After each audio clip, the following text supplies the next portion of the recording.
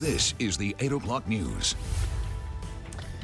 Good evening. Welcome to the 8 o'clock news. I'm Dylan Scott. First to date, more than 4 years after a deadly shooting in Northeast Portland, the victim's family is closer to justice as the alleged gunman appeared in court. All right, Peyton, back with a final check of our weather. And a fair sounds great. Outdoor activities sound great after today. Santa Claus is coming to town. Ooh. How'd I do? You know what? Merry Christmas to me. That was beautiful. Okay. Thank you for that gift.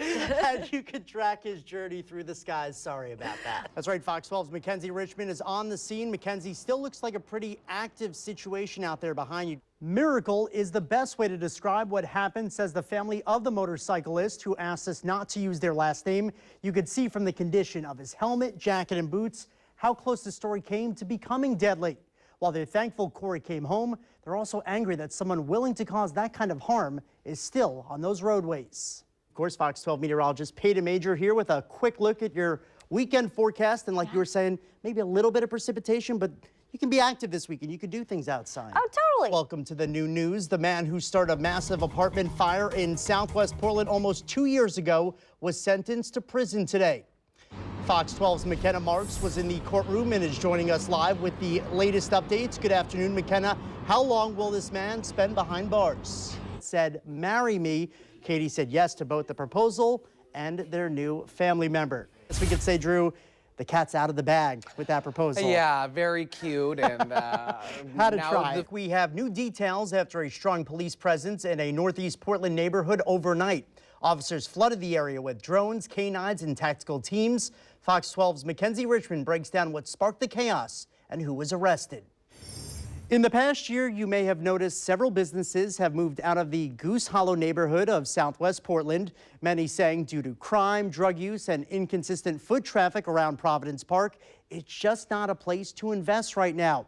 As Portland police and the city look to change that narrative, we spoke to those owners hanging on in hopes of better days ahead. Peyton back with a check of our weekend forecast. And what are we thinking it's going to be looking like? I mean, on the coast, still a little rainy and cloudy, but maybe not so much here. Yeah, we're going to see it get better, actually, probably by the time you wake up tomorrow. Portland police are still on the hunt for Fox 12's most wanted tonight after a man was shot and killed at a North Portland motel. Police say they found the victim when responding to a welfare check. The suspect or suspects fled the scene before police arrived, and they're still on the run. Fox 12's Michaela Armstrong has more on what those in the area have to say about the shooting.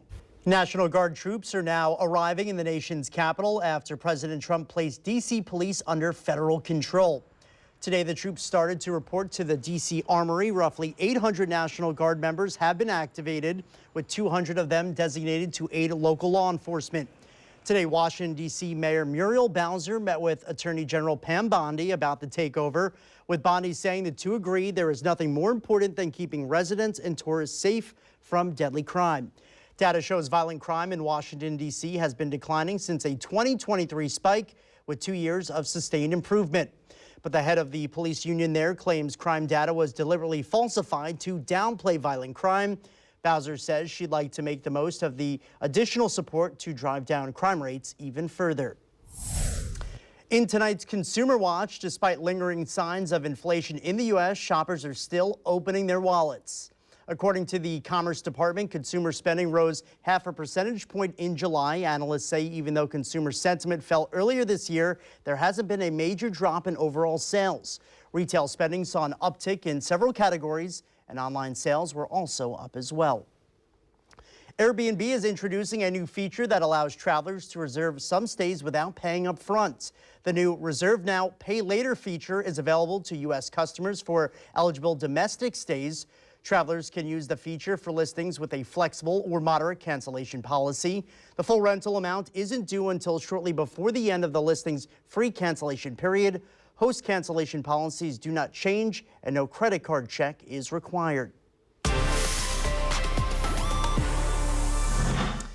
This week marks the 90th anniversary of the Social Security Act, but a growing number of people are losing confidence that the program will persist. In tonight's Watching Your Wallet, Carice Jackman looks at why trust is slipping and what that could mean